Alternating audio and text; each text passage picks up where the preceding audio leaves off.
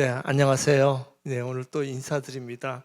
여기 오면 참 기분이 좋아요. 이 밖에 바로 앞에 이 베란다가 보이는데 여러분들 꼭 여기 오셔서 한번 보시기 바랍니다. 또 여기 오시면 그림도 있고 여러분 책도 구입할 수 있고 아주 좋습니다. 오늘은 도취의 피안을 하겠습니다. 도취의 피안.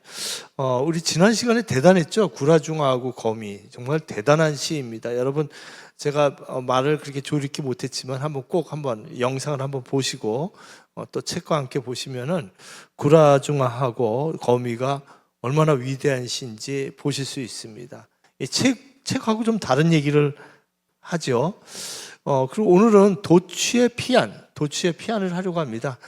이 도취의 피안, 뭐에 도취를 할까요? 그러니까 도취는 뭐죠? 취한다는 얘기잖아요. 어디 취해서 그 취하는 그 너머에 무엇이 있느냐? 이거죠. 도취의 피안. 좀 약간 설명을 하고 또 시 낭송하면서 들어가겠습니다. 이어서 다음 시간에는 나의 가족을 하겠습니다. 이 도취의 피안이 너무 중요한 시라서 이게 두 번 못할 것 같아요. 한 30분 넘을 것 같아서 도취의 피안만 오늘 하겠습니다. 또 나의 가족도 굉장히 긴 시거든요. 그래서 한 편 한 편 이렇게 하겠습니다. 도취의 피안.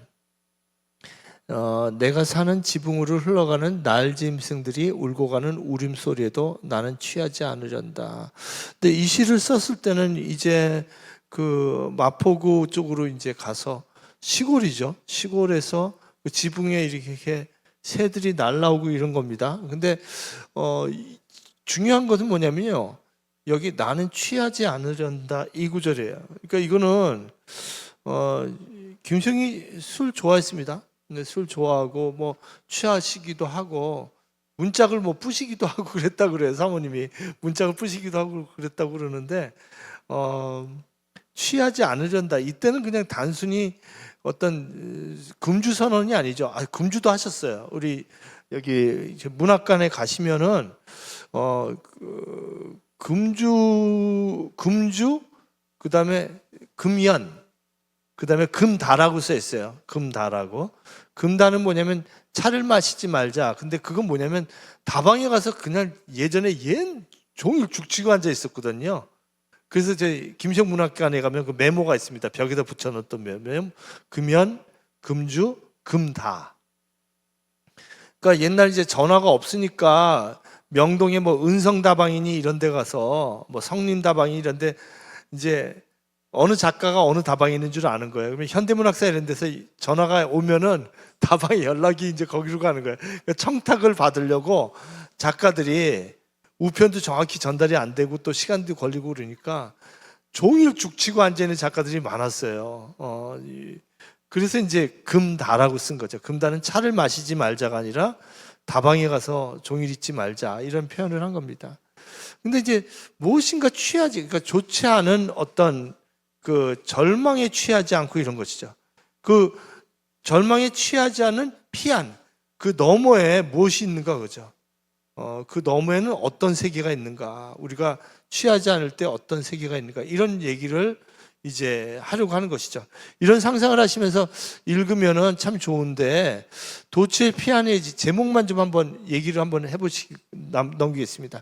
여러분 저기 불교에 보면 바라밀이라는 단어가 있어요. 제가 아주 굉장히 좋아하는 단어인데요. 바라밀은 무슨 뜻이냐면 건너다라는 단어예요. 저 언덕으로 건너. 그러니까 피안이죠. 피안을 바라밀이라고 그래요. 이쪽에 있는 것이 아니라 깨달음을 얻기 위해서 닦아야 할 수행. 그래서 6바라밀 그러면은 6가지의 수행들이 있어요. 보시바라밀도 있고 정진바라밀도 있고 6가지 바라밀이 있죠. 그래서 동국대학교 가면은 6바라밀, 그걸 예를 들면 보시바라밀을 나눔 공동체, 동국대학교에서는 나눔을 합니다. 학생들이 해서 6가지 바라밀이 있습니다. 그래서 6바라밀을 수행해야지 우리가 이제 보살로 살 수 있다. 이렇게 이제 기독교로 말하면 예수의 제자가 되는 거죠. 이제 불교로 말하면 이제 보살이 되는 것이고, 그래서 거룩한 삶을 살 수 있다고 얘기하는데, 이 바라밀이 피안이에요. 도취의 피안. 이 세상에서 엉뚱한 욕망에서 막 도취해서 사는 것이 아니라 저쪽 넘어서 바라밀의 세계에 가면은 그래서 불교에 보면 이렇게 배 타고 나룻배를 타고 이렇게 넘어가는 그림들이 많고, 이 산스크리트 바라미를 보면 바라미따인데, 근데 완전한 그 최고의 상태를 얘기하는데, 이것이 도피의 피안의 피안이에요. 저쪽 너머의 세계. 저쪽 너머의 세계로 가면 내가 열반이라고 하는 이상적인 상태로 들어간다는 것이죠. 그죠? 이상적인 상태로 들어가는, 이게 그냥 뚝딱해서 들어가는 것이 아니라 바라밀을 수행해서 정진바라밀 뭐 이런 것들, 그다음에 뭐 지법바라밀, 그 불교의 가르침을 지키고 이런 것들, 그런 6가지 바라밀을 그 행할 때 이제 피안에 갈 수 있는 거죠. 근데 또 도피의 피안하고 또 김수영이 읽지 않았나 하는 것이, 이 일본어를 계속 읽으니까 선악의 피안이라고 썼거든요. 니체의 책이죠. 선악을 넘어서. 그러니까 이 도덕의 계보하고 선악의 저편이라고, 한국말은 저편이라고 번역되어 있는데, 일본어 책에는 선악의 피안이라고 적혀 있거든요. 이거 영향이 있지 않을까 이런 생각도 해봅니다. 왜냐면 김수영 씨의 워낙 니체적인 상상력이 워낙 많이 나와요. 우리 전번에 그 몇 강이었죠? 제가 여기다 나중에 링크를 올려놓겠지만, 예전에 그 달나라의 장난 보면 스스로의 도는 힘을 위하여, 그죠? 그것도 셀프 롤란데스 휘를 해가지고 스스로 돌아가는 바퀴라고, 짜라투스트라니 이렇게 나왔다에 나오는 그 구절을 그냥 집어넣은 것이에요. 그런 것처럼 이것도 니체가 얘기했던 도피의 피안, 그것은 선악의 피안이 아닌가 이런 얘기하는 거죠. 니체가 얘기했던 선악은, 인간이 얘기할 때 선과 악이 딱 있는데, 사실은 그 넘어가면은 가치라는 것, 선과 아니라는 것이, 진짜 그것이 선과 악이냐 이런 얘기를 니체가 하는 것이죠. 그러니까 우리에게 도덕적인 것이 아프리카에 가서는 아무것도 아닌 것일 수가 있고, 아프리카에 가서 우리식으로 했더니 신뢰일 수도 있고, 예를 들면서 제 친구 중에서 이런 소수 민족 사진 찍고 이런 친구가 있는데, 가서 제일 먼저 해야 할 일이 거기 가서 막 주는 음식 그냥 막 먹어야 된대요. 네, 이제 저녁에 어두워서 막 먹었는데 과자처럼 이렇게 해서 메뚜기인 줄 알았대요. 나중에 알고 보니까, 아침에 일어나 보니까 바퀴벌레더래요. 그러면 이거는 한국에서 그런 걸 대접하면 정말 악이잖아요. 악.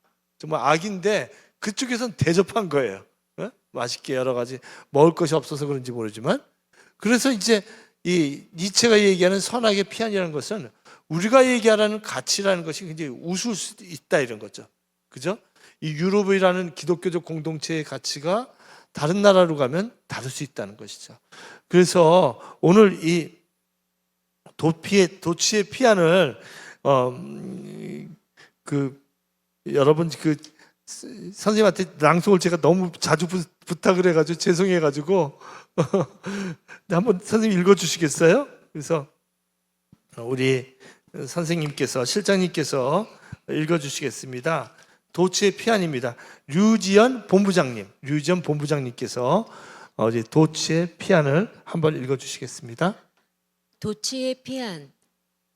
내가 사는 지붕 위를 흘러가는 날 짐승들이 울고 가는 울음소리에도 나는 취하지 않으련다. 사람이야 말할 수 없이 애처로운 것이지만, 내가 부끄러운 것은 사람보다도 저 날짐승들이라 할까. 내가 있는 방 위에 와서 앉거나, 또는 그의 그림자가 혹시나 떨어질까 보아 두려워하는 것도, 나는 아무 것에도 취하여 살기를 싫어하기 때문이다. 하루에 한 번씩 찾아오는 수치와 고민의 순간을 너에게 보이거나 들키거나 하기가 싫어서가 아니라, 나의 얇은 지붕 위에서 솔개미 같은 사나운 놈이 약한 날짐승들이 오기를 노리면서 기다리고, 더운 날과 추운 날을 가리지 않고 늙은 버섯처럼 숨어 있기 때문에도 아니다. 날짐승의 가는 발가락 사이에라도 잠겨 있을 운명, 그것이 사람의 발자국 소리보다도 나에게 시간을 가르쳐 주는 것이 나는 싫다. 나야 늙어가는 몸 위에 하잘것없이 앉아 있으면 그만이고, 너는 날아가면 그만이지만, 잠시라도 나는 취하는 것이 싫다는 말이다. 나의 초라한 검은 지붕에 너의 날개 소리를 남기지 말고 내가 던지는 조그만 그림자가 무서워 벌벌 떨고 있는 나의 귀에다 너의 엷은 울음소리를 남기지 말아라. 차라리 앉아있는 기계와 같이 취하지 않고 늙어가는 나와 나의 겨울을 한층 더 무거운 것으로 만들기 위하여 나의 눈일랑 한층 더 맑게 하여다오. 짐승이여, 짐승이여, 날 짐승이여, 도치의 피 안에서 날아온 무수한 날 짐승들이여. 네, 선생님 감사합니다. 너무 고맙습니다. 예, 정말 감사합니다. 도치의 피한 내가 사는 지붕으로 흘러가는 날짐승들이 울고 가는 울음소리에도 나는 취하지 않으리란다. 이게 노래하는 게 아니라 울음소리로 들리는 거죠. 동물들이 이제 새들이 얘기하는 게 울음소리로 들리니까 굉장히 슬픈데요. 그런데 그 슬픔에 취하지 않으려는 것이죠. 사람이야 말할 것 없이 애처로운 것이지만 내가 부러운 것은 사람보다도 더 날짐승들이라고 할까? 이게 날짐승이 뭘까요? 굉장히 해석이 많아요. 이 날짐승이 뭘까? 내가 있는 방 위에 앉았거나 또는 그의 그림자가 혹시나 떨어질까 보아 두려워하는 것도 나는 아무 것에도 취하여 살기를 싫어하기 때문이다. 일단은요, 이 날짐승에 대한 해석은 굉장히 많아요. 내 지붕에 와서 날짐승이 이렇게 오는데, 근데 사모님은 이걸 사회주의라고 해석을 하시더라고요. 그러니까 김수영 시인이 사회주의에 대해서 어떠한 태도를 취했는가, 이게 굉장히 그 연구 주제거든요. 근데 사회주의자가 되지는 않았어요. 그렇지만 그쪽 공동체에 대한 관심은 계속 갖고 있었죠. 실망하고 또 거기에 대해서 또 관심을 갖고 이러면서도 또 실망하고 이런 그 기란 관계를 유지했지만 완벽한 사회주의자는 될 수 없었다고 사모님은 얘기를 했어요. 그다음에 제가 보기에도 뭐 완벽한 사회주의자는 될 수가 없었어요. 그래서 이 날짐승이라는 것이 사회주의자들의 아픔이라든지 그들의 삶이라든지 그런 걸 언제나 이렇게 날짐승처럼 의식하지 않았나, 이렇게 해석하는 사람들도 있습니다.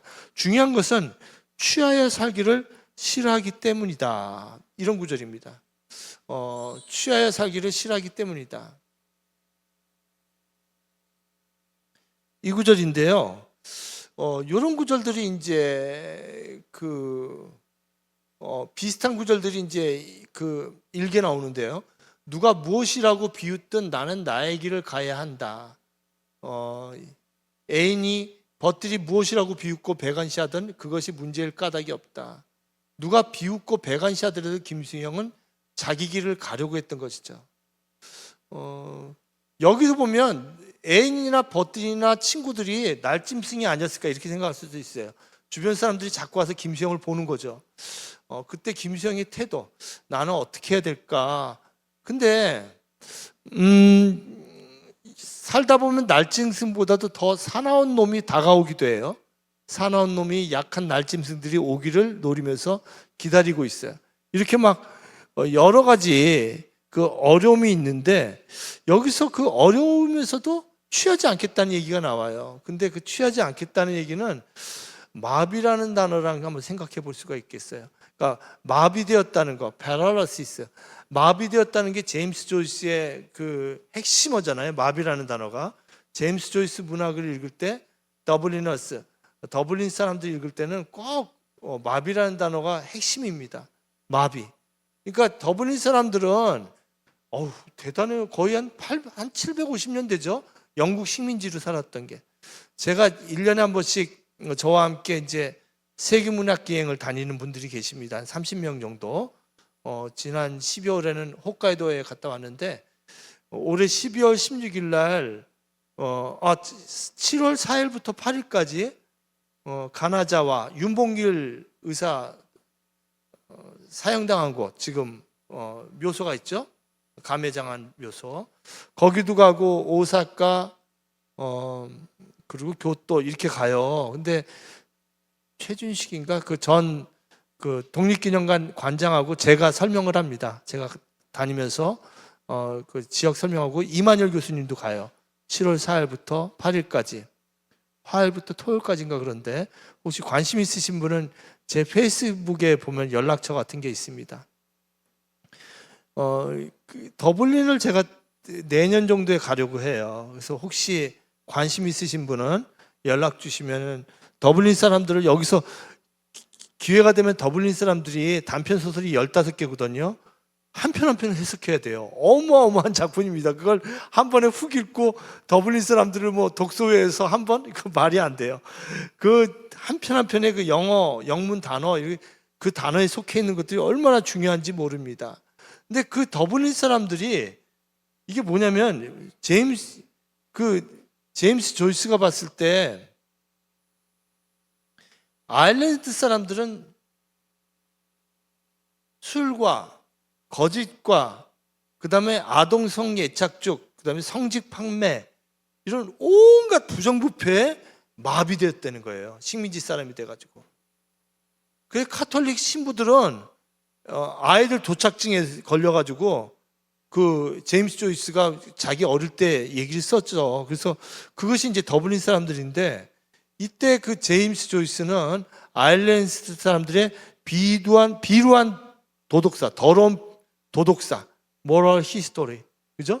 이걸 쓰고 싶었다는 거예요. 그래서 아일랜드 대통령이 여성 대통령이었죠. 지난번 여성 대통령이 감사잖아요. 그 연설에서 제임스 조이스가 우리나라가 그 800년에 가까운 영국 식민지를 깨웠기 때문에 우리가 반성하고 다시 반성하고 해서 지금 영국보다 잘 사는 나라가 되었다고. 지금 아일랜드가 영국을 넘어서지 않았습니까? 근데 그 대통령이 그 연설을 하잖아요. 제임스 조이스는 그 아일랜드 돈에 얼굴이 들어가 있는 작가예요. 아일랜드를 구한, 아일랜드를 그 취해 있는 상태에 있는 아일랜드를 구한 작가가 더블리너스죠. 더블리너스.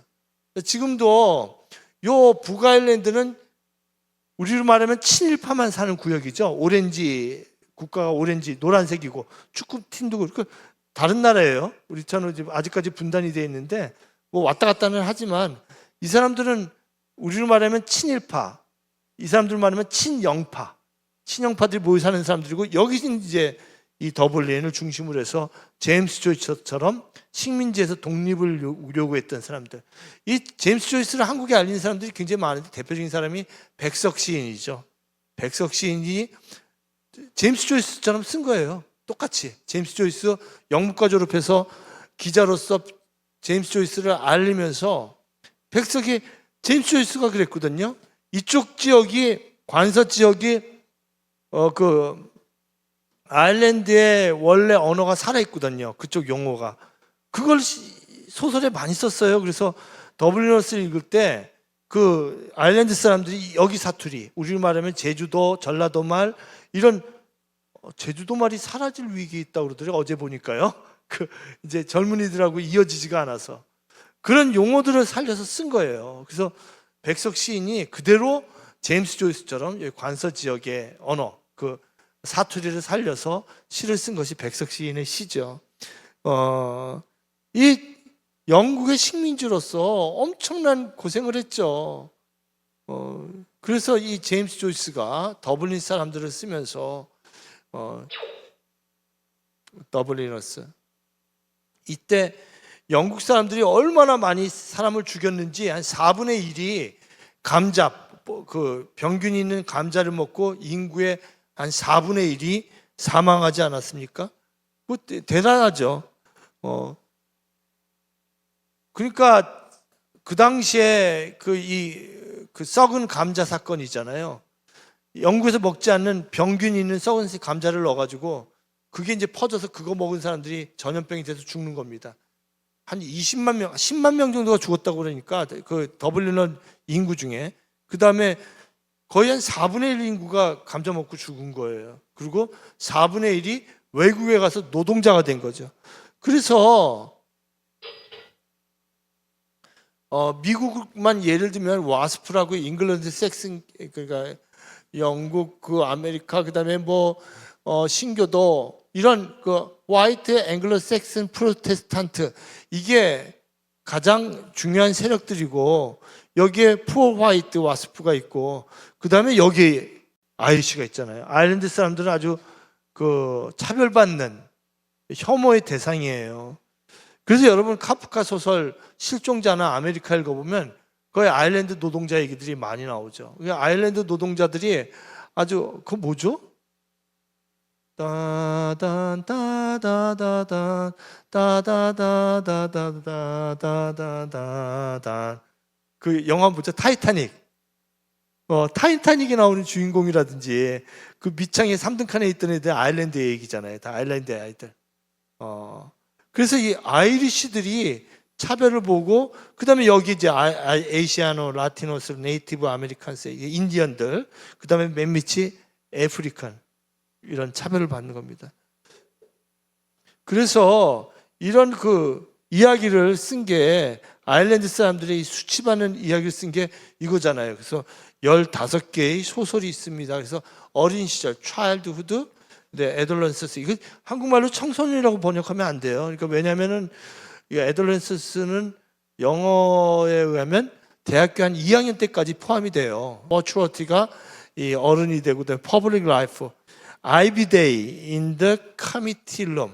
이거는 우리로 말하면 선거운동본부. 이게 굉장히 독립적인 사람인데 우리로 말하면 더불어민주당 당사에 간 거예요. 당사에서 선거 준비하는데 서로 막 돈 나누고 이런 부패한 걸 보는 거예요. 네? 이런 거 부패한 걸 보면서 이 퍼블릭 공공사회에서는 어떻게 하나. 그 다음에 the dead 죽은 사람들, 독립운동하다가 죽은 사람들을 생각하는 눈이 펄펄 나리는데 그래서 처음부터 끝까지 이 마비라는 단어가 핵심입니다. 그래서 더블리너스에 보면 피지컬 패러시스 저기 그 정신적인 마비가 있고 또 모랄 도덕적인 마비가 있어요. 이걸 취하다는 거. 제가 왜 이런 얘기를 하면요, 그 제임스 조이스뿐만 아니라 정말 까미 뭐 정말 그 많은 발터 베냐민, 김수영은 정말 많은 한 100여 권을 번역을 했어요. 지금 푸른 사상에서 옛날에 김수영이 번역했던 책들을 계속 번역해서 지금 2권이 나와 있습니다. 나중에 제가 사진을 넣겠지만 제가 그 단행본을 넣으라고 제가 맹문재 교수하고 맹문재 교수가 푸른 사상 출판사 주간이라서 계속 얘기를 했죠. 책이 계속 나올 거예요. 예전에 김수영 시인이 번역했던 책들이. 그래서 정신적으로 또 도덕적으로 마비된 사회를 그린 거예요. 그래서 그 제임스 조이스는 My intention was to write a chapter of the moral history of my country. 내가 이 더블리너를 쓰는 의도는 쓰려는 것이다. 뭐냐면은 이 이야기를 통해서 내 나라의 도덕적인 그 한 편 한 편의 장을 소설로 쓰려고 했다 이거잖아요. 그죠? 그래서 I choose Dublin for the scene because the city seemed to me the center of paralysis. 이거 paralysis 나오잖아요. 왜 그러냐면 내가 더블린을 선택한 것은 이 도시는 정말 나에게는 paralysis, 마비의 중심이라는 거예요. 마비, 취해 있는 상태, 욕망과 부패에 취해 있는 상태의 중심적인 도시라는 거예요. 이 도시 이야기를 내가 쓰겠다는 거죠. 그래서 나는 I've tried to present it to the indifferent public under the four of each aspect. 4가지 단면, 그 어린 시절, 그 다음에 청소년 시절, 성년기, 그 다음에 공공에서의 그 생활을 통해서 나는 더블린의 한 단면을 그 이야기들을 드러내려고 했다. 그래서 여기서 이게 뭐죠? meanness라고 썼죠. 스크루플러스 meanness 스타일. 나는 그걸 아주 천박한 스타일로 드러내려고 했대. 천박한 스타일로. 더블린 사람들이 얼마나 천박한지 몰라요. 그러니까 일부에서 보면 신부가 남은 술 마시고 아이들 청소년애를 막 청소년애를 성애를 하려고 하는 그걸 그 남은 술을 자기도 먹고 어릴 때 제임스 조이스가 이게 꿈인지 생신지 눈 떠보면 그 나이 든 신부가 이렇게 자기를 아주 은큼하게 보는 그런 아주 그냥 그 스크루플러스, 미인니스 아주 천박한 그런 장면들, 여러 욕망들의 장면들을 소설로 쓰면서 정치가들은 어떻게 하면은 그 이 자기 영국의 인정을 받을까 해서 우리 말하면 친이라는 행동들 온갖 그다음에 어떻게 하면 런던에 가서 살까, 우리로 말하면 어떻게 하면 도쿄에 가서 살까, 이런 고민을 하듯이 그랬던 식민지 사람들의 아픔을 쓰는데 여기 핵심이 마비라는 단어라는 거죠. 마비. 근데 김시영이 지금 이 시에서 이렇게 썼어요. 이 김시영의 삼독유감 보면 나는 만약에 작가라면 사명을 잊고 있는 것이 아닌가, 나는 타락해 있는 것이 아닌가. 여기 나와요. 나는 마비되어 있는 것이 아닌가. 여기 나오잖아요. 나는 마비되어 있는 것이 아닌가. 김시영은요, 조금씩 우리 54년에 이제 그 마포로 맨 처음에 그 돼지도 키워봤는데 별로 안 돼서 닭을 7마리 샀대요. 그랬더니 이게 막 자라는 거예요. 닭이 막 늘어나는 거예요. 저도 집에서 이제 닭을 키웠는데 어릴 때 와, 막 늘어나더라고요. 50마리 막 이러니까 잡아먹고 막 나중에는 막 옆집도 주고 그랬는데 이 조금씩 마비되는 거예요. 이 극장에, 이 거리에, 저 자동차에, 저 텔레비전에, 이런 온갖 현대 문물에 마비되어 가는 거죠. 욕망에, 내 안에. 이 김환경 사모님은 아주 돈을 모으는 재주가 있어서 돈과 지금도 그 김시영 시인이 돌아가신 다음에 큐레이터 하셨어요. 그림. 뭐 10만 원, 20만 원짜리 거래하는 게 아니라 삼성 이런 데서 뭐 몇 억짜리 그림을 이렇게 수입하고 중간 거래상. 중간에 이제 돈을 이제 그 거래해 주면서 받고 그러는 것도 있겠죠. 그다음에 사모님이 계실 때, 김시영 시인이 살아 있을 때 집도 멋있게 지었대요. 선교사들이 부신 집, 그러니까 영국식 집들의 벽돌을 실어와 가지고 그 벽돌로 막 집을 지었대요. 욕조도 막 외국 욕조를 갖다가 만들어 놓고, 이 내 아들놈의 이 안락에, 이 무사와 이 태엽에, 이 체념에 마비되어 있는 것이 아닌가. 김시영 씨의 이 산문에 마비라는 단어가 많이 나와요. 마비되어 있는 것이 아닌가. 마비되어 있지 않다는 자신의 마비되어 있는 것이 아닌가. 이거 너무 웃기죠. 마비되어 있지 않다는 자신의 마비되어 있는 것이 아닌가. 내가 마비되어 있지 않다라고 생각하는 것 자체에 마비되어 있지 않느냐, 이런 생각을 하는 거예요. 이 시에서 이렇게 보면은 이 마비라는 단어가 굉장히 중요한 거죠. 그래서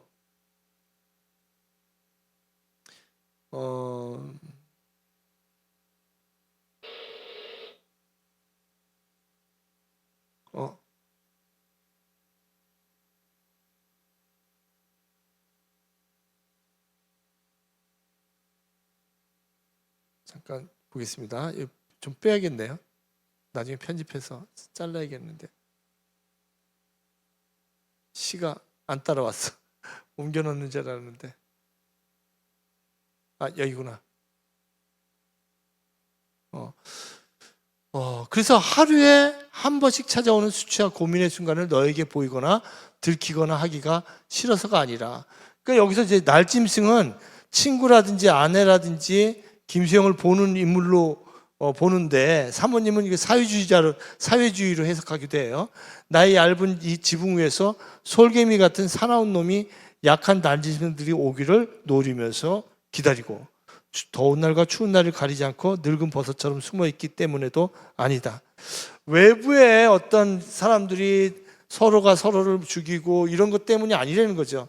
진작 원인은 뭐냐면 나 자신이라는 거죠. 날짐승이 가난 발가락 사이에라도 잠겨 있을 때 운명. 이거 얼마나 자기 자신을 정말 정말 보잘것없는 사람으로 봐요.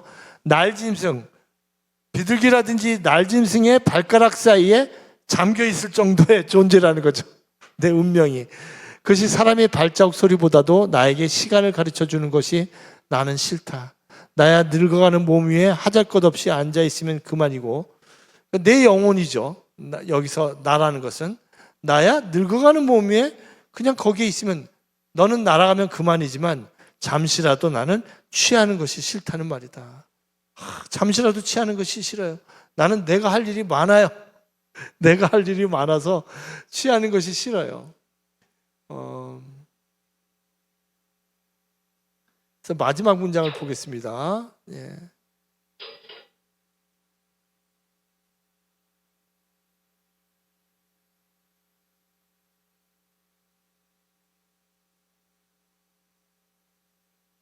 그래서 취하지 않으려고 애쓰는 김수영의 모습을 산문에서 볼 수 있습니다.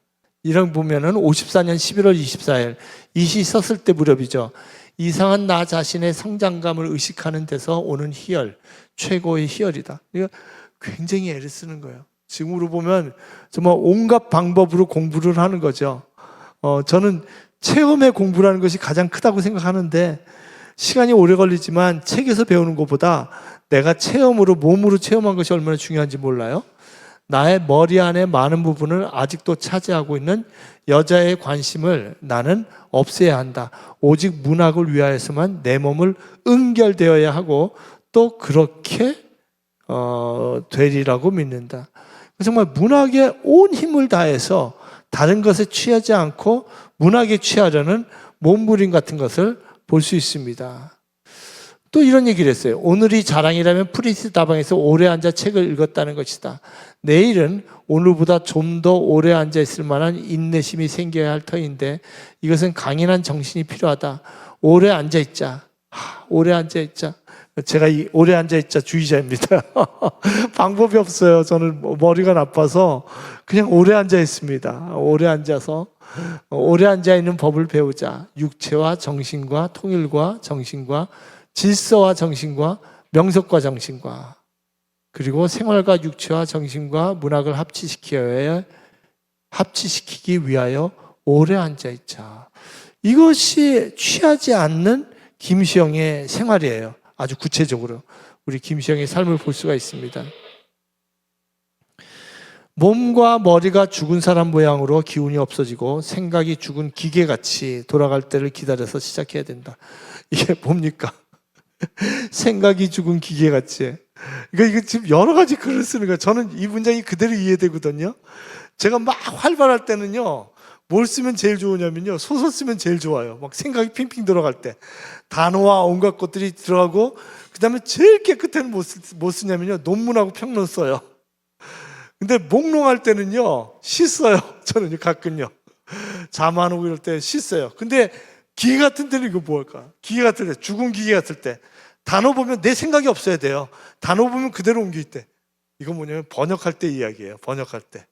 글 쓸 때 가장 기계같이 그냥 구글 번역기처럼 그냥 영어 단어 나오면 그냥 일본어 단어 나오면 그냥 쓰고 그냥 독일어 문장 보면 그냥 쓰고 그냥 단어 보면 그냥 그대로 기계처럼 하는 거예요. 그러니까 번역할 때는 죽은 기계들 같이 기다려야 한다. 나는 이것을 세상에서 제일 욕된 시간이다. 아유, 이거 번역하기 싫은 거예요, 진짜. 저는요, 큰일 났습니다. 번역 계약한 게 있는데, 번역하기가 싫은 거예요. 그러니까 남은 삶을 남의 글 번역해 주는 것보다 내 글 쓰고 싶은 거죠. 여기 김성이 이렇게까지 썼어요. 이것은 세상에서 가장 욕된 시간이다. 단정하고 있다. 번역뿐만 아니라 기계 같은 게 또 뭐 있을까요? 아주 양계라는 것이 제일 더러운 일이라고 했는데 양계도 기계 같은 시간일 거야 아마. 그죠? 시 쓰고 싶은데 가서 닭들 모이 주고 이런 것들 기계 같은 시간. 이렇게 마지못해 하는 일이나 하루에 30장을 옮기며 잘하는 폭이다. 이게 뭐예요? 양계가 아니라 번역이죠, 역시. 30매 번역하면 잘하는 것이죠, 30매. 전 부끄러운 고백인데요. 하루에 20-30매는 늘 쓰는 것 같아요. 아주 몸에 배어 있어요. 그걸 안 하면 잠을 못 자요. 그러니까 A4용 조류 3장 정도 쓰는 거예요. 어떨 땐 일주일에 한두 번 정도는 페이스북에 그걸 드래그해서 이렇게 올려놓을 때도 있고, 드래그하지 않고 그냥 제 파일에 계속 써요. 20-30매를. 그럼 그게 나중에 이게 드래그해서 옮겨 놓으면은 하나의 또 긴 글로 이어지기도 하고 그렇습니다. 김수영은 이건 완전히 번역이죠. 그냥 번역 얘기예요. 기계처럼 번역할 때. 이것이 얼마나 욕된 일이다. 이러면서도 계속 쓰는 거예요. 마지막 문장입니다. 나의 초라한 검은 지붕에 너의 날개스러기를 남기지 말고 너가 던지는 조그만 그림자가 무서워 벌벌 떨고 있는 나의 귀에다 너의 엷은 울음소리를 남기지 말아라. 이게 너가 이 조그만 참새들이 사회주의일 수도 있고 주변의 친군이 어떤 문학에 대한 평이라든지 어떤 부패한 정치라든지 온갖 세상 것들이 나의 머릿속에 막 왔다 갔다 하면서 얘기할 수도 있어요. 근데 거기에 취하지 않아요. 나는 내가 할 것만 해요. 내가 할 것만 해요. 번역 기계 같은 일이 아니라 나는 그냥 여기 나오잖아요. 차라리 앉아있는 기계같이 취하지 않고 번역은 아까 그 산문에 나왔죠. 기계같이 번역한다고요. 그죠? 기계같이 취하지 않고 늙어가는 나와 나의 겨울을 한층 더 무거운 것으로 만들기 위하여. 무거운 것은 뭐죠? 아까 앉아있다고 그랬잖아요. 오래 앉아있기. 무겁게 앉아서 나의 눈을 한층 더 밝게 하여다오. 짐승이여 짐승이여 날 짐승이여. 그래 좋다. 나에 대해서 여러 가지 울음소리도 들려주고 나를 비판하기도 하고 나를 헐뜯기도 하고 그렇지만 도치의 피 안에서 오는 무수한 날짐승들이요, 나에게 자극을 주려고 다가오는 그 많은 외부의 뭐 가족이며 친구며 문학자이며 어떤 뭐 사회주의며 여러 사상이며 그런 것들 나에게 와라. 나는 취하지 않고 내 길을 가서 필요한 글을 쓰겠다. 이런 시가 도취의 피안이 아닌가 싶습니다. 오늘 여러분들 지난주에 우리 지난 시간에 구라중화하고 가족이라는 아주 위대한 시를 읽었는데 오늘 또 도취의 피안이라는 시를 생각해 봤습니다. 이 도취의 피안은 김수영이 정말로 어디에 잘못된 것에 취하지 않고 자기 자신의 길을 마비되지 않고 가겠다는 그런 피안의 세계, 그 불교로 말하면 바라밀, 넘어가는 세계에 대한 이야기이고, 그리고 또 니체로 말하면 또 다른 피안이라고 생각할 수 있겠죠. 그 세계에 가서 취하지 않고 마비되지 않고 나의 길을 쓰겠다는, 나의 길을 가겠다는 김수영의 다짐을 보았습니다. 예, 여러분 어떠셨어요? 여러분은 어디에 취해 계십니까? 여러분들이 사랑하는 것에 취해서 즐겁게 그 사랑하는 대상을 사랑하시면서 취한 모습으로 진짜 취하는 것이죠. 나쁜 것에 취하는 것이 아니라 여러분들이 그 피안의 세계에서 여러분의 삶을 의미 있게 살아가시면 좋겠습니다. 오늘 여기까지 하겠습니다. 고맙습니다. 아유, 감사합니다.